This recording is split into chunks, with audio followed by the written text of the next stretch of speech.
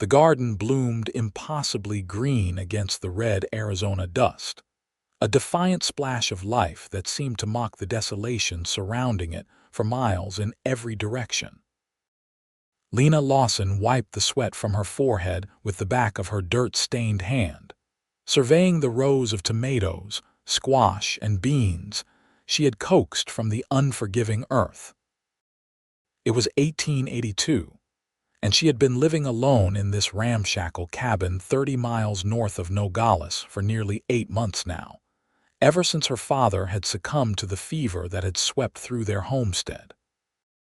He had been all she had left after her mother died giving birth to her stillborn brother back in Kansas, before they had made the journey west with such hope in their hearts. The sun beat down mercilessly, and Lena knew she should go inside and rest during the hottest part of the day, but there was always more work to be done. The garden was her lifeline, her connection to something beautiful and living in this harsh landscape. She had expanded it bit by bit, claiming more ground from the desert, channeling water from the small spring that bubbled up about 100 yards from her cabin. That spring was the reason her father had chosen this spot, the reason they had survived it all out here in the middle of nowhere.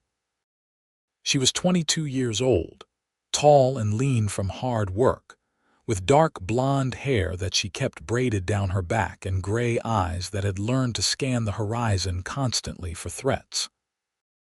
Coyotes had been getting bolder lately, and she had seen mountain lion tracks near the spring just last week. The garden was vulnerable, completely exposed, and she knew she needed to do something about it soon.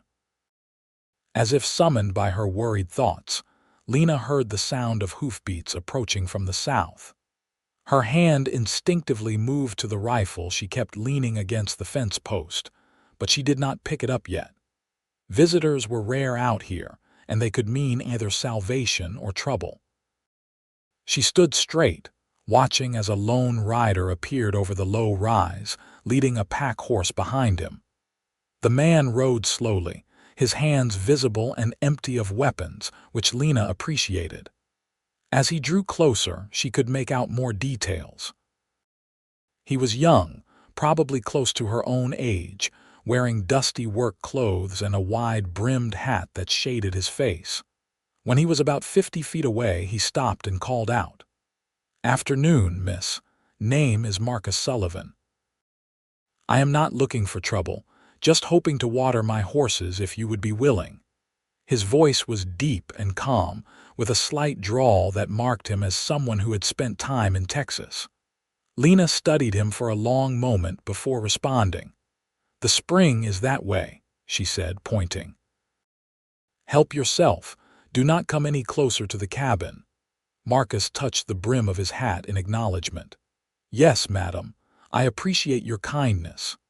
He rode toward the spring, and Lena watched him the entire time, her hand never straying far from the rifle. But Marcus did exactly as he had said, allowing his horses to drink their fill while he refilled his canteens. He moved with an easy grace that spoke of years in the saddle, and Lena noticed that despite the dust of travel, he kept his gear in good order. His horses were well cared for, not ridden into the ground the way some men treated their animals. When the horses had drunk enough, Marcus mounted up again and began to ride back toward the trail. But then he paused, looking at Lena's garden with an expression of surprise. "That is mighty impressive what you have got growing there," he called. "Takes real skill to coax that much life from this ground." Despite herself, Lena felt a small glow of pride. "Thank you," she said, her tone slightly less guarded. Marcus hesitated, as if deciding whether to speak further. "If you do not mind my saying, you might want to think about fencing that in. I saw coyote tracks on my way up here, and where there are coyotes, there are likely other critters that would make a meal of your hard work." "I know that," Lena said, more sharply than she intended. "I have been planning to build a fence, but it is a lot of work for one person." Marcus nodded slowly. "It surely is. Well, I will be on my way. Thank you again for the water, miss." He rode off, and Lena watched him disappear over the rise, feeling an odd mixture of relief and something she could not quite name. Loneliness, perhaps. It had been weeks since she had spoken to another human being, and even that brief exchange had reminded her of how isolated she truly was out here. The next morning, Lena was up before dawn as usual, tending to her chickens and checking the garden for any overnight damage. She was examining a tomato plant when she heard hoofbeats again. Her heart jumped, and she straightened quickly, shading her eyes against the rising sun. It was Marcus Sullivan, returning from the south with his pack horse still laden with supplies. Lena felt her muscles tense, unsure why he had come back. Marcus stopped at the same respectful distance as before. "Morning, miss. I hope you do not mind me coming back through. I am heading up to the mining camps north of here, planning to do some work for a few months."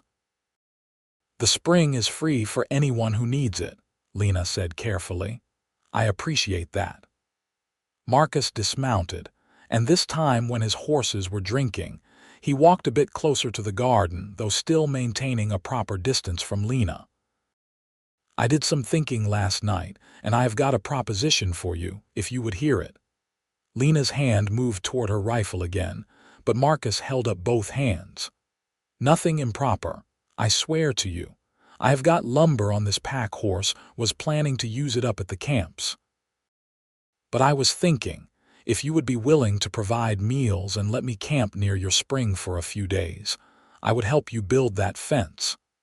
I know my way around carpentry, and it would go a lot faster with 2 people. Then I could head up to the mines and you would have your garden protected." Lena stared at him, surprised by the offer. "Why would you do that?" Marcus shrugged. "Seems like the decent thing to do. You are out here alone, and that cannot be easy. Besides, I would welcome some home-cooked meals before I am eating nothing but hardtack and beans for the next few months." There was something earnest in his expression, and Lena found herself considering the offer seriously. She did need help with the fence, and she was a good enough judge of character to sense that Marcus was not the kind of man who would pose a threat to her. Still, she was cautious. "You would camp by the spring, not near the cabin," she said firmly, "of course. And you would work during the day and keep your distance otherwise." "Yes, madam." Lena looked at her garden, thinking about the coyotes and the mountain lions and all the other threats that could destroy months of work in a single night. "All right," she said finally. "We have a deal. But I am keeping my rifle close, and if you give me any reason to distrust you, you will be leaving immediately." Marcus smiled, and it transformed his face, making him look younger and less weathered. "That sounds more than fair. I will get my camp set up, and we can start work after breakfast, if that suits you." "It suits me fine." True to his word, Marcus set up his camp near the spring, well away from the cabin. He hobbled his horses to graze and laid out his bedroll under a scraggly mesquite tree. Lena watched from a distance as he worked, noting the efficient way he organized his gear. Then she went back to the cabin to prepare breakfast. She made more food than she had cooked for herself in months, biscuits and bacon and eggs from her chickens, along with coffee strong enough to wake the dead. When it was ready, she carried a plate out to where Marcus was waiting near the garden, seated on the ground with his hat beside him. "This looks wonderful," he said, accepting the plate gratefully. "I cannot remember the last time I had a proper breakfast." They ate in silence for a while, the awkwardness of strangers sharing space. But then Marcus looked around at the homestead and spoke. "How long have you been out here?" 8 months alone," Lena said. "Before that, a year with my father. He died of fever last winter." "I am sorry for your loss. That must have been hard." Lena nodded, not trusting herself to speak about it further. She changed the subject. "What about you? Where are you from?" "Texas originally." "Near San Antonio." But I have been drifting for a few years now, working where I can find it. Cattle drives, ranch work, some mining. I am good with my hands and I do not mind hard work. Why are you drifting? Marcus was quiet for a moment, and Lena thought perhaps she had asked too personal a question. But then he answered, "Lost my family to Comanche raiders when I was 17. After that, I just could not seem to settle anywhere. Felt like I needed to keep moving. But lately, I have been thinking maybe it is time to find a place to stay put." The loss in his voice resonated with Lena's own grief, and she felt an unexpected kinship with this stranger. They had both been marked by tragedy. Both were surviving in a harsh world that did not offer much mercy. After breakfast, they began work on the fence. Marcus had good lumber on his pack horse, and he had clearly planned this carefully. He showed Lena how to dig the post holes deep enough that they would not shift in the wind or when animals pushed against them.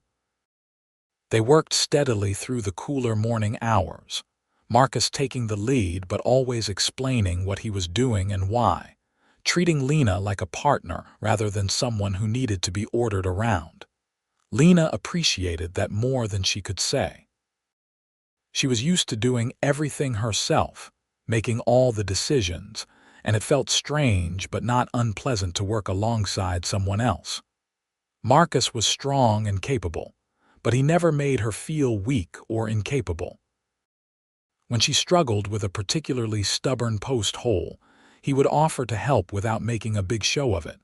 By midday, they had set 6 posts, and Lena called a halt to prepare the noon meal. The sun was blazing overhead, and they were both soaked with sweat despite the dry air.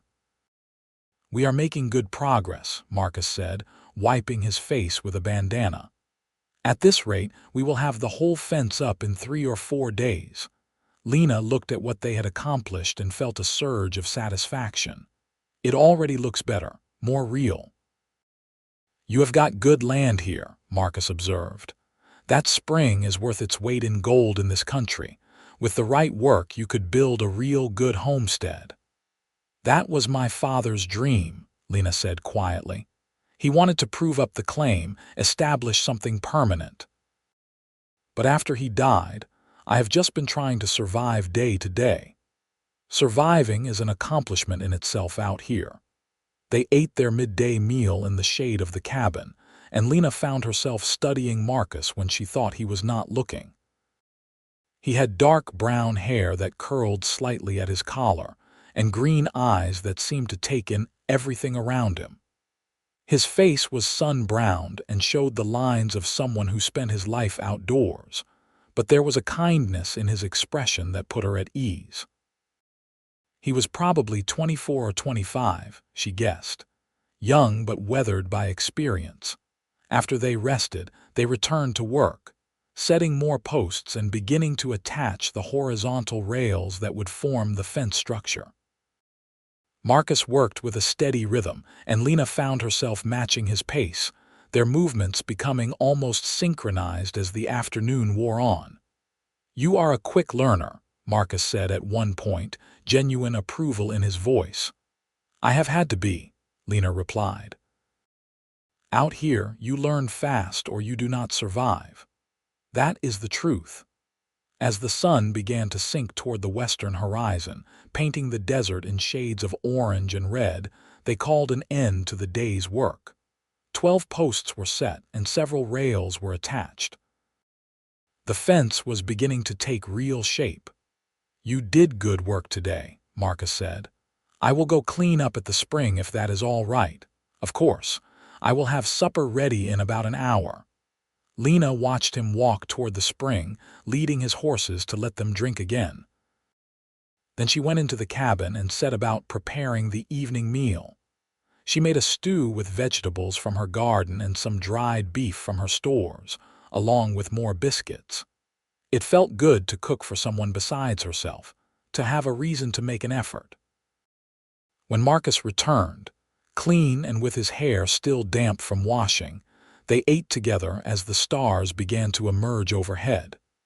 The desert night was cooling rapidly, and Lena had lit a small fire in the yard. They sat on opposite sides of it, the flames creating a warm circle of light in the darkness. "This is mighty good," Marcus said around a mouthful of stew. "You are an excellent cook. My mother taught me before she died. She said a woman needed to know how to make a home wherever she was, even in the wilderness. She sounds like she was a wise woman. She was. I wish I had known her longer." They talked more easily now, the initial awkwardness fading with familiarity. Marcus told her about his travels, about the cattle drives and the rough mining camps, and the vast stretches of empty land he had crossed. Lena talked about her garden, about the satisfaction of nurturing life in such an unforgiving place, about the small victories that kept her going. "Do you ever get lonely?" Marcus asked, and there was no judgment in the question, only genuine curiosity. "Every day," Lena admitted. "But I do not know what else to do. This land is mine, or it will be if I can prove up the claim. My father gave his life for it. I cannot just walk away. That is not an easy burden to carry alone." "No, it is not." Marcus was quiet for a moment, staring into the fire. "For what it is worth, I think you are very brave. Most people could not do what you are doing." Lena felt warmth spread through her chest, and it had nothing to do with the fire. "Thank you. That means more than you might think." That night, after Marcus had retired to his camp by the spring, Lena lay in her bed in the cabin and thought about the day. It had been the first time in months that she had not felt entirely alone, and she realized how much she had missed simple human companionship. Marcus was easy to be around, respectful and kind without being patronizing. She found herself hoping that building the fence would take longer than 3 or 4 days. The next morning, they fell into a routine. Lena would prepare breakfast. They would work through the morning on the fence, break for the midday meal, work through the afternoon, and then share supper as the sun went down. With each passing day, the fence grew more substantial, and their conversations grew deeper. Marcus talked about his childhood in Texas, about the small ranch his father had built from nothing, about the dreams that had died with his family. Lena shared her own memories, the good times before the losses piled up, the way her father had always believed things would get better even when the evidence suggested otherwise. "He was an optimist," she said on the 3rd evening. "Even on his deathbed, he was telling me that the homestead would flourish, that I would find happiness here." "Maybe he was right," Marcus said softly. Lena looked at him across the fire, and something passed between them in that moment, an acknowledgement of the connection that had been growing between them. She felt her heart beat faster and looked away, unsure what to do with the feelings stirring inside her. The next day was the 4th day of work, and the fence was nearly complete. They had formed a solid perimeter around the garden, with a gate that could be securely closed at night. Lena could hardly believe how quickly it had come together with 2 people working. "We should be finished by tomorrow," Marcus said, standing back to survey their work. "Then I will need to head up to the mines." Lena felt her stomach drop at those words, though she tried not to show it. "You have done excellent work. I cannot thank you enough. It has been my pleasure, truly." That evening, as they ate supper, there was a new tension in the air, an awareness that their time together was coming to an end. Lena found herself memorizing details about Marcus, the way he moved, the sound of his laugh, the serious expression he got when he was thinking hard about something. "Lena," Marcus said suddenly, setting down his plate, "I need to tell you something." Her heart jumped. "What is it?" "These past few days, working with you, talking with you, it has meant a lot to me, more than I expected. You are different from anyone I have ever met. Strong and capable and kind, and I find myself not wanting to leave tomorrow." Lena felt her breath catch. "Marcus, I know I am just a drifter with nothing to offer," he continued, the words coming faster now as if he needed to get them out before he lost his courage. "I know you do not owe me anything, and you have been more than generous already. But I would like to stay, if you would have me. I could help you with the homestead, help you prove up the claim. We could work together to make this place everything your father dreamed it could be." Lena stared at him, her mind racing. She had been so focused on surviving alone that she had not let herself imagine what it might be like to have a partner, someone to share the burden and the joy. But now, looking at Marcus across the fire, she found herself wanting that with an intensity that surprised her. "Are you saying you want to stay here? With me?" "Yes, if you will have me. Not just as a hired hand, Lena. I'm saying I have feelings for you, and I think maybe you feel something too. I would like a chance to see where this could go." Lena's heart was pounding so hard she thought Marcus must be able to hear it. "I do feel something," she admitted. "I have been trying not to, because I thought you were leaving, but these past days have been the happiest I have had in a long time." Marcus stood and walked around the fire, stopping a few feet from her. "Then let me stay. Let me help you build a life here. We could take it slow, do things proper, but I do not want to ride away tomorrow and spend the rest of my life wondering what might have been." Lena stood as well, closing the distance between them. "I would like that. I would like that very much." Marcus smiled, that same smile that transformed his face, and reached out to take her hand. His palm was calloused from work, warm and strong, and Lena felt a sense of rightness settle over her. "Then it is decided," he said softly. "I will stay." That night Lena barely slept, her mind full of possibilities and plans. Marcus was staying. She would not be alone anymore. They would build the homestead together, create something lasting and good. The future suddenly seemed full of hope instead of just another day to survive. The next morning they finished the fence together, attaching the last rails and the gate. When it was done, they stood back and looked at it with satisfaction. "Your garden is protected now," Marcus said. "Nothing is getting in there without a real fight. Thanks to you. Thanks to both of us." Over the following weeks, Marcus moved his camp closer to the cabin, setting up in the small barn that Lena's father had built. It was modest but solid, with enough room for the horses and his bedroll. He was careful to maintain proper boundaries, never pushing Lena or making her uncomfortable, and she appreciated that more than she could say. Together, they worked to improve the homestead. Marcus proved to be as skilled as he had claimed, able to turn his hand to almost any task. He repaired the roof of the cabin where it had been leaking, reinforced the barn, and helped Lena expand her garden even further. He also proved to be a good hunter, bringing in fresh meat that supplemented their supplies. As they worked side by side day after day, Lena felt herself falling deeper in love with Marcus.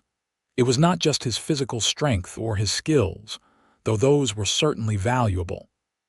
It was his kindness, his thoughtfulness, the way he always asked her opinion and listened when she spoke. He treated her as an equal partner, and that respect meant everything to her. Marcus seemed to feel the same way. Lena would catch him watching her sometimes, his expression soft and wondering, and her heart would flutter in her chest. In the evenings, they would sit together and talk for hours, sharing their hopes and dreams, their fears and regrets. The emotional intimacy they built was as solid as the fence around the garden, creating a foundation for something lasting. One evening, about 6 weeks after Marcus had first arrived, they were sitting on the porch of the cabin watching the sun set. The desert was painted in brilliant colors, and a cool breeze was blowing, bringing relief from the day's heat. "Lena," Marcus said, taking her hand in his, "I want to ask you something important." She turned to look at him, her heart already knowing what was coming. "These past weeks have been the best of my life," he continued. Working with you, building something together, it has shown me what I have been missing all these years of drifting. I do not want to drift anymore. I want to stay right here with you for the rest of my life. Lena Lawson, will you marry me? Tears sprang to Lena's eyes, but they were happy tears. Yes, she said, her voice thick with emotion. Yes, Marcus, I will marry you. Marcus pulled her into his arms, holding her close, and Lena felt like she had finally come home. After so much loss and loneliness, she had found someone who understood her, who shared her dreams, who loved her for exactly who she was. They were married a month later in Nogales, in a simple ceremony at the small church there. Lena wore a dress she had sewn herself from fabric Marcus had bought on a supply run, pale blue cotton that made her gray eyes shine. Marcus wore his best clothes, clean and pressed, and he looked at Lena like she was the most beautiful thing he had ever seen. There were not many guests, just a few of the townspeople who knew Lena from her occasional trips to sell vegetables from her garden. But it did not matter. What mattered was the vows they spoke to each other, the promises they made before God and witnesses to love and honor each other for as long as they both lived. After the ceremony, they returned to the homestead, and Marcus carried Lena over the threshold of the cabin in the traditional way. That night, they began their life together as husband and wife, and Lena felt a joy so profound it almost frightened her. She had not thought she would ever feel this happy again. The homestead flourished under their combined efforts. Marcus built an addition onto the cabin, creating more living space and a proper bedroom. He dug a well closer to the house, making it easier to water the garden and care for the animals.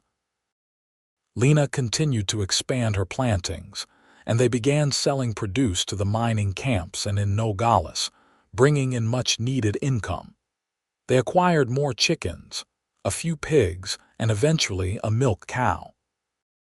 Marcus taught Lena how to ride, and they would sometimes take evening rides together, exploring the land around their homestead and marveling at its harsh beauty. As the months passed, and their first year of marriage approached, Lena began to suspect she was pregnant. She waited to be sure before telling Marcus, and when she finally shared the news, his reaction was everything she could have hoped for. He whooped with joy and picked her up, spinning her around before remembering himself and setting her down carefully, worried about the baby. "We are going to be parents," he said, his voice full of wonder. "I am going to be a father." "And I am going to be a mother," Lena said, tears of happiness streaming down her face. "Our baby will grow up here in this place we built together." Marcus placed his hand gently on her still flat stomach. "I promise I will do everything in my power to give you and this child a good life. I will work harder than I have ever worked. You will never want for anything." "I already have everything I need," Lena said, covering his hand with hers. "I have you." The pregnancy progressed smoothly, and Marcus was attentive and protective, taking over the heavier chores and fussing over Lena constantly. She found it endearing even when it became a bit much, understanding that his concern came from love and his own painful history of loss. As her belly grew, they prepared a corner of the cabin as a nursery, building a cradle from smooth pine and sewing blankets and tiny clothes. Lena felt her heart expand with love every time she looked at the little space they were creating for their child. In the spring of 1884, when the desert was covered in wildflowers and the air was sweet with the scent of blooming cacti, Lena went into labor. Marcus rode hard to Nogales to fetch the midwife, a capable woman named Mrs. Henderson, who had delivered half the babies in the territory. She arrived just in time, taking charge of the situation with calm efficiency. The labor was long and difficult, and there were moments when Marcus, pacing outside the cabin, feared he would lose the two people who meant everything to him. But Lena was strong, and as the sun rose on a new day, she delivered a healthy baby boy. Marcus was allowed in to meet his son, and when he saw Lena holding the tiny bundle, both of them alive and well, he wept openly. He had not cried since his family died, but now the tears flowed freely, tears of joy and relief and overwhelming love. "We have a son," Lena said, her face exhausted but radiant. "We have a beautiful baby boy." Marcus knelt beside the bed, looking at his son with wonder. The baby had a shock of dark hair and tiny perfect fingers that wrapped around Marcus's when he offered them. "What should we name him?" Lena asked. "I was thinking," Marcus said carefully, "if it is all right with you, I would like to name him after your father. What was his name?" Lena felt fresh tears spring to her eyes. "Thomas. His name was Thomas Lawrence." "Then how about Thomas Marcus Sullivan? Thomas for your father and Marcus as a middle name." "That is perfect," Lena whispered. "Little Thomas." Mrs. Henderson stayed for a few days to help Lena recover and to teach Marcus how to care for the baby.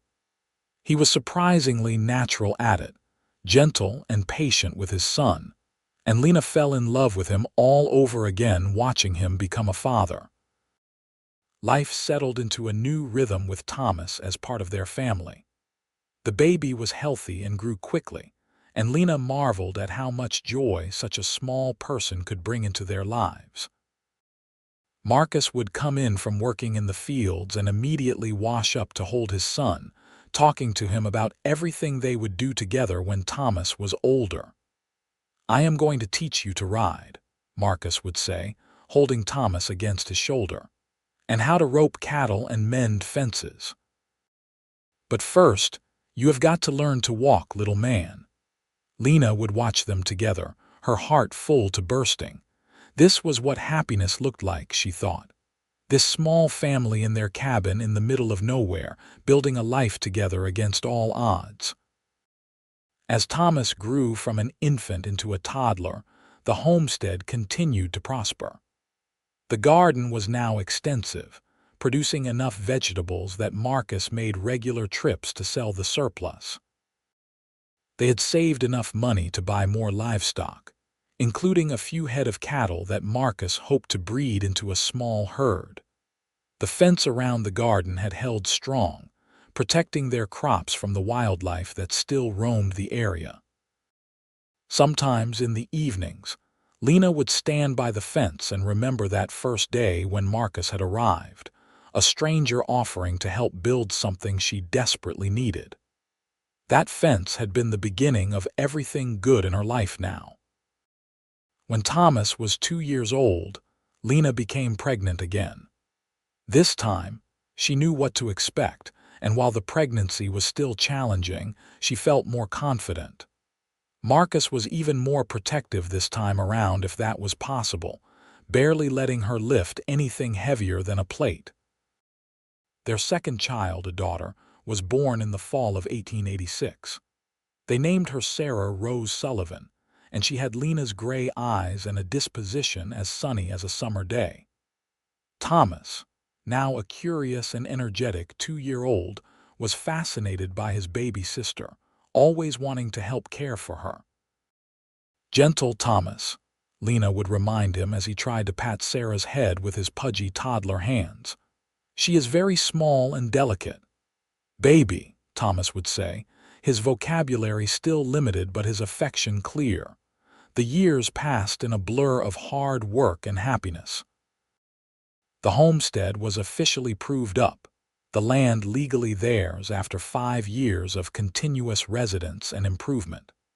Marcus built a larger house to replace the original cabin, with separate bedrooms for the children and a proper kitchen for Lena.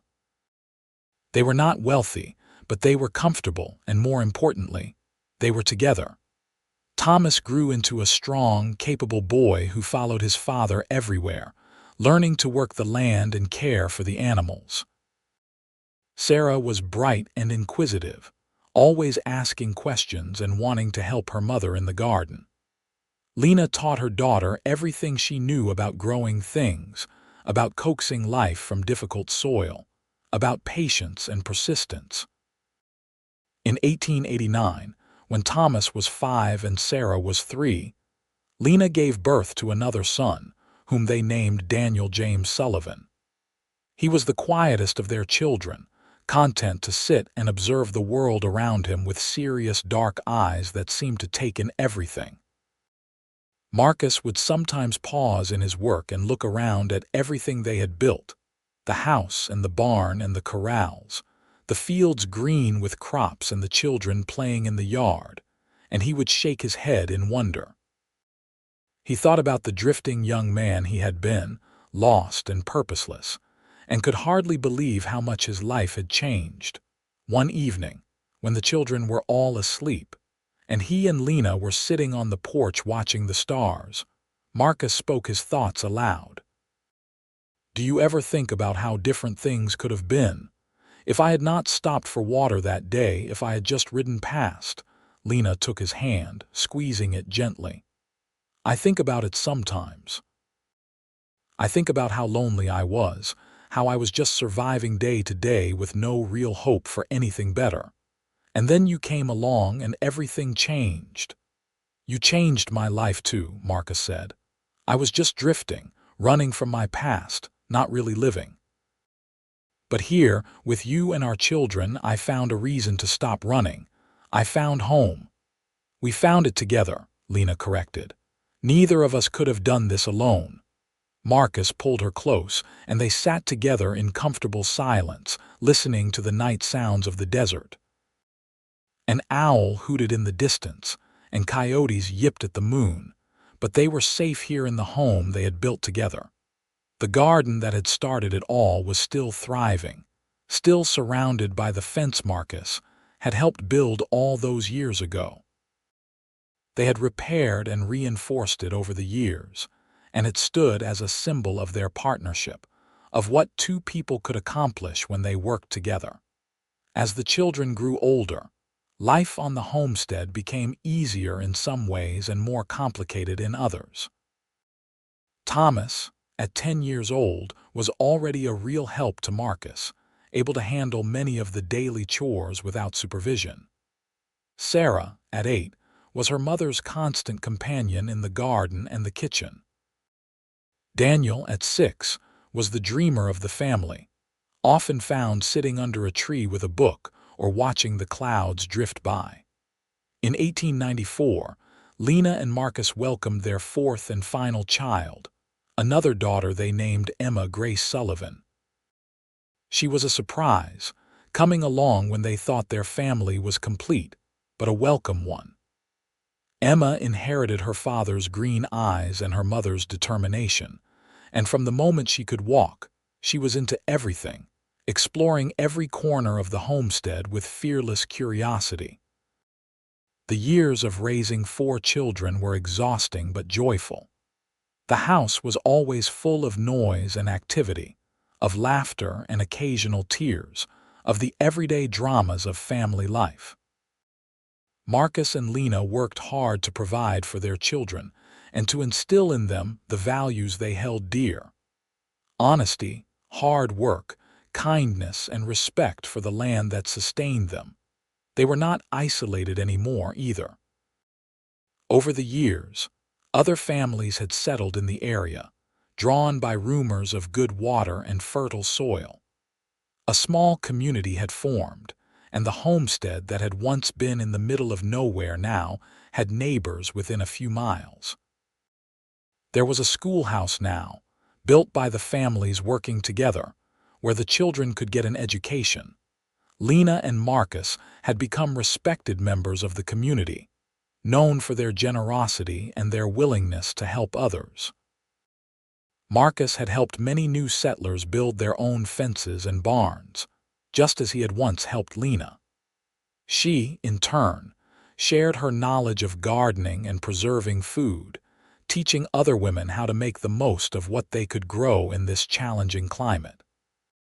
As the new century approached, Lena sometimes thought about how far they had come. She was in her late 30s now, no longer the young woman who had been struggling alone in the desert. Marcus was in his early 40s, His dark hair now shot through with silver at the temples, his face lined by years of sun and work. But when he looked at her, his eyes still held that same warmth and love that had been there from the beginning. Their children were growing up, developing their own dreams and personalities. Thomas, now 15, talked about starting his own ranch someday. Sarah, at 13, had developed a talent for drawing and painting, capturing the beauty of the desert landscape in her artwork. Daniel, at 11, was showing an interest in science and medicine, devouring any books on the subjects he could get his hands on. And little Emma, at 5, was simply a force of nature, keeping everyone on their toes with her boundless energy. One evening in the spring of 1899, as they celebrated their 17th wedding anniversary, Marcus and Lena took a walk together, something they tried to do regularly despite the demands of family and farm. They walked to the garden, now much larger than the original plot, but still in the same location, still surrounded by the fence they had built together.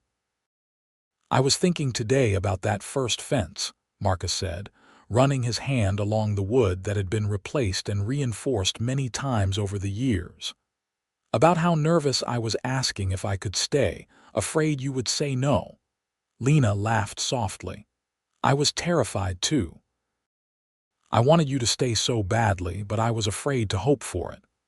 Best decision I ever made, asking to stay here with you. Best decision I ever made, saying yes." They stood together in the twilight, looking at the land they had tamed and the home they had built. The house was lit up with lamplight, and through the windows they could see their children inside, Thomas helping Sarah with something, Daniel reading to Emma. It was an ordinary moment, but it was also everything. "Do you ever regret it?" Marcus asked.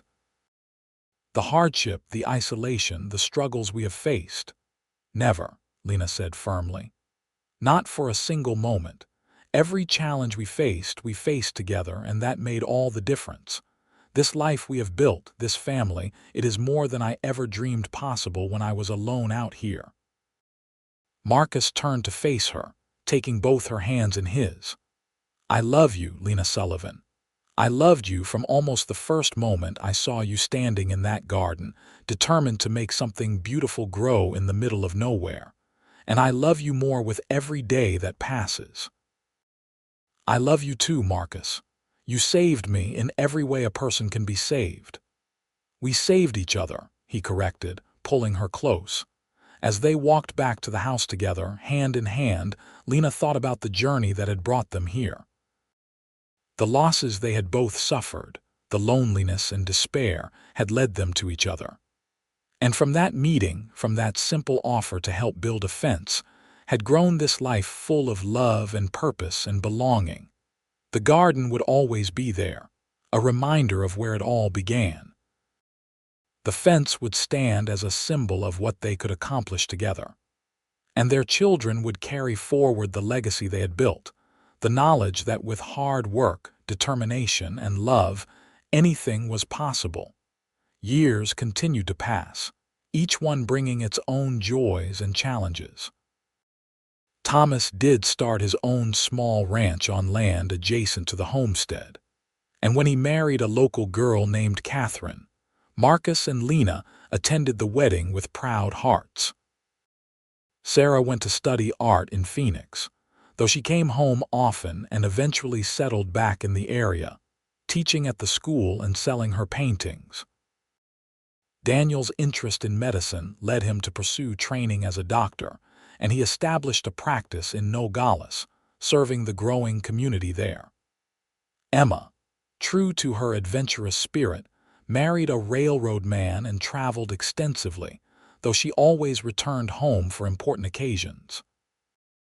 Marcus and Lena became grandparents multiple times over, and their house was often filled with grandchildren during holidays and summer visits.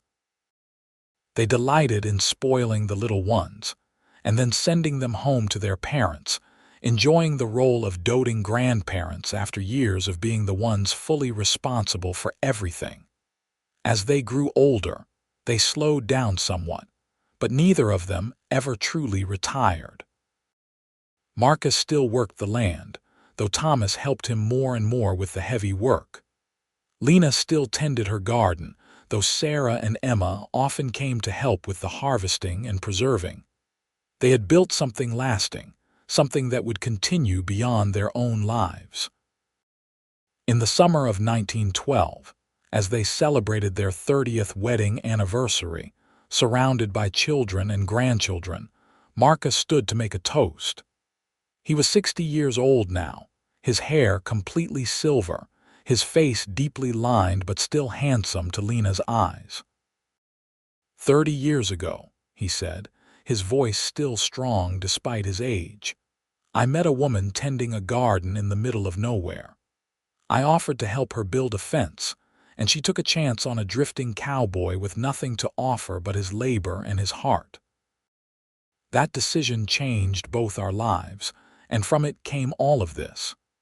He gestured around at their family, at the homestead visible through the windows. I have never regretted a single day of the life we have built together. Lena, you are the love of my life, and I thank God every day that I stopped for water at that spring. Lena felt tears prick her eyes as she had so many times over the years.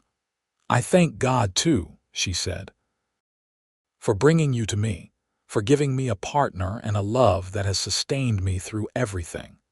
Building that fence with you was just the beginning. Everything else we built came from that foundation of working together, trusting each other, and choosing love even when things were hard. Their children and grandchildren raised their glasses in a toast, celebrating not just the anniversary, but the legacy of love and partnership that Marcus and Lena had created. It was a legacy that would continue through the generations, a reminder that even in the harshest circumstances, even in the middle of nowhere, love could flourish and create something beautiful and lasting. As the party continued around them, Marcus and Lena slipped outside for a moment of quiet together. They walked, slowly now but still hand in hand, to the garden that had started it all. The fence was still there, repaired and reinforced over the decades, but fundamentally the same structure they had built together in those first days of their relationship. You remember how terrified I was to let you stay? Lena asked, leaning against Marcus as they looked at the garden bathed in moonlight. Do you remember how terrified I was that you would say no? Marcus replied, wrapping his arm around her shoulders. They stood in comfortable silence, listening to the sounds of their family celebrating inside, to the night sounds of the desert that had become as familiar as breathing. The garden grew lush and green, the fence stood strong, and their love, tested by time and hardship and the simple daily challenges of life, had only grown deeper and more secure. This was what forever looked like, Lena thought. Not perfect, not without its struggles, but real and solid and worth every moment of hardship it had taken to build. She had started alone, tending a garden in the middle of nowhere, just trying to survive. And then Marcus had come along, offering to help build a fence, and everything had changed.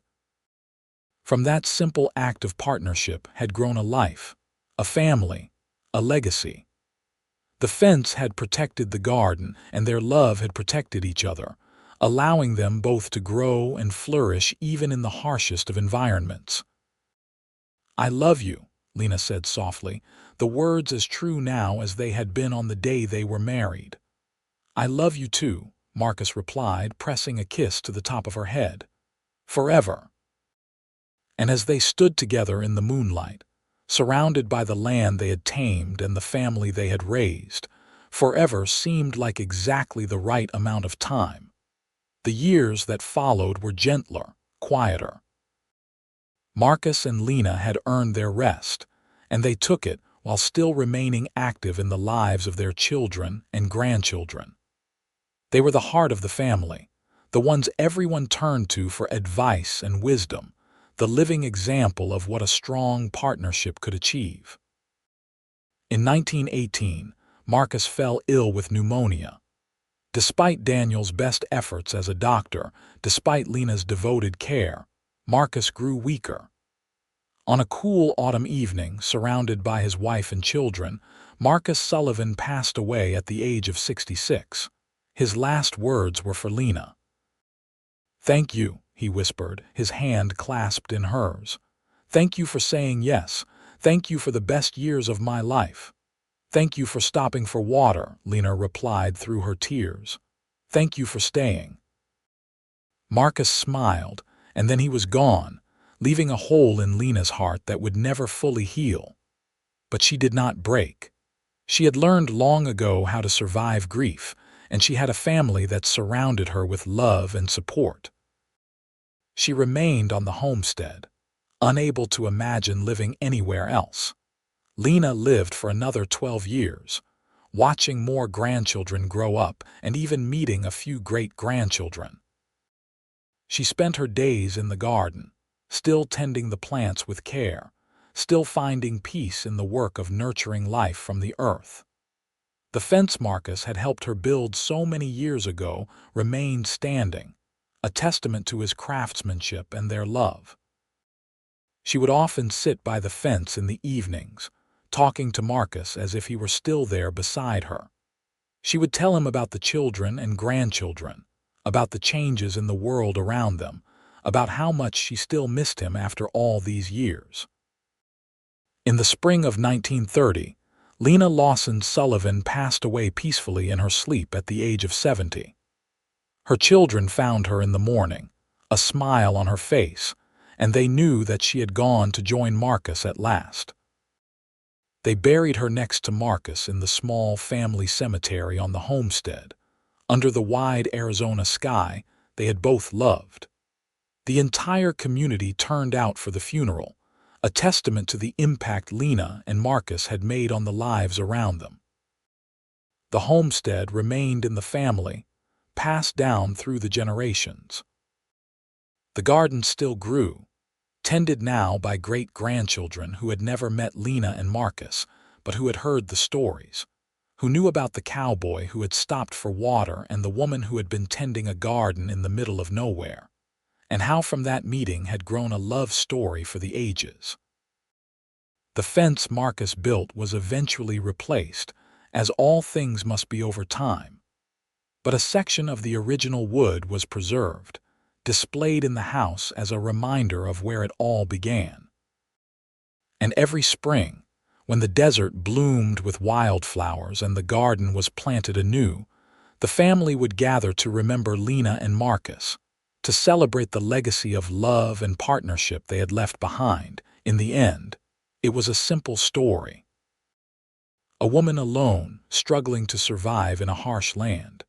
A drifting cowboy looking for water and finding so much more. A fence built together, and from that foundation, a life, a family, a love that lasted beyond death itself. They had built something beautiful in the middle of nowhere, something that would endure long after they were gone. And that, perhaps, was the greatest tribute to their love.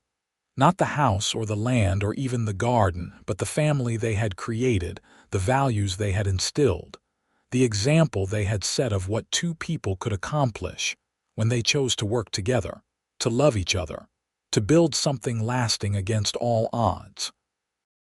The fence had protected the garden, and their love had protected each other.